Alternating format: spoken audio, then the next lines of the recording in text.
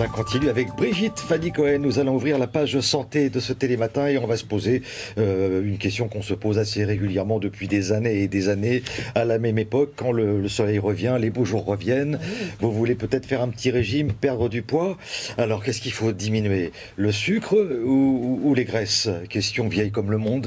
Alors effectivement, c'est un débat qui agite la communauté médicale depuis des années. Est-ce que toutes les calories sont équivalentes? Est-ce que les calories du sucre sont les mêmes que les calories du gras? Est-ce que pour maigrir, il faut supprimer le sucre ou le gras? Autrement dit, est-ce que vous enlevez le sucre qui est dans votre café ou l'huile qui est dans votre salade?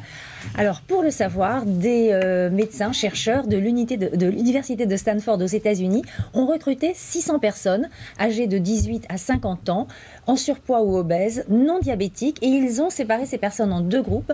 300 ont suivi un régime équilibré mais pauvre en gras, et 300 autres un régime équilibré mais pauvre en sucre.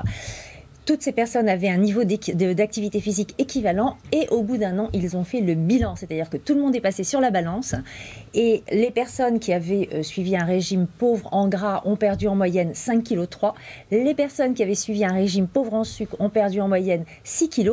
Et les chercheurs ont jugé que la différence n'était pas significative entre les deux. Donc, a priori, les deux régimes se valent, sauf que ils sont allés regarder un petit peu plus loin et vous allez voir qu'il y a une différence de taille et qu'entre ce match, entre le régime pauvre en gras et le régime pauvre en sucre, il y en a un qui va sortir vainqueur.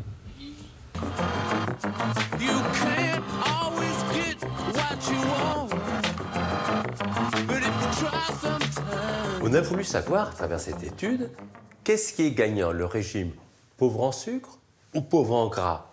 Moi, je donne l'avantage au régime pauvre en sucre. Quand on s'habitue à manger sans sucre, quand le régime est fini, on garde cette bonne habitude. Je vous donne un exemple. Si vous prenez l'habitude de ne plus mettre de sucre dans votre café ou votre thé, au début, pendant 3 semaines, on trouve ça infect. Au bout de 3 semaines, quand quelqu'un, pour vous faire plaisir, remet un peu de sucre, on trouve ça écœurant. Puis l'autre avantage, c'est que le seuil sucré dans le cerveau a diminué. Le petit carré de chocolat au lait sucré, vous aimez plus. Vous préférez le petit carré de chocolat très noir, moins sucré. Donc vous allez modifier votre seuil sucré au niveau du cerveau et vous avez beaucoup plus de chances de tenir vos bonnes résolutions et de rester mince.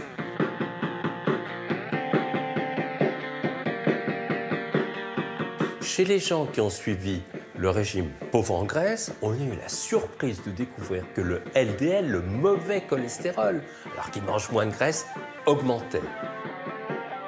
Chez les gens qui ont suivi le régime pauvre en sucre, le bon cholestérol, le HDL, augmentait et une autre graisse qu'on a dans le sang, les triglycérides, diminuait.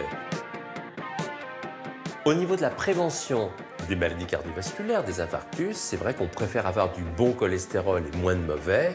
Et là, avantage au régime pauvre en sucre. Les calories du sucre et du gras, pour moi, elles ne se valent pas. Je vous donne un exemple très concret. On prend de la pastèque, 24 calories au 100 grammes. C'est rien du tout. Par contre, ça provoque une sécrétion de l'insuline importante parce que c'est plein de sucre. Et le sucre dans le sang se transforme après en graisse et ça crée de l'inflammation. Ça, c'est ce qu'on appelle un index glycémique élevé. À l'inverse, je vais prendre de l'avocat, 160 calories au 100 grammes. C'est riche, mais c'est un index glycémique très bas, ça ne provoque pas cette sécrétion d'insuline. Donc les calories de l'avocat, je les préfère aux calories de la pastèque. Moralité, les calories ne se valent pas. Il vaut mieux aller vers le moins sucré possible pour la santé. On apprend des choses, hein. Oui. Donc privilégier l'avocat par rapport à la pastèque. Et oui, Même si ça vous rafraîchit. aimez beaucoup la pastèque, oui. Donc c'est le sucre qu'il vaudrait mieux éviter. Hein, voilà, et je précise quand même que cette étude a été publiée dans une très grande revue médicale internationale. Donc avantage au régime pauvre en sucre.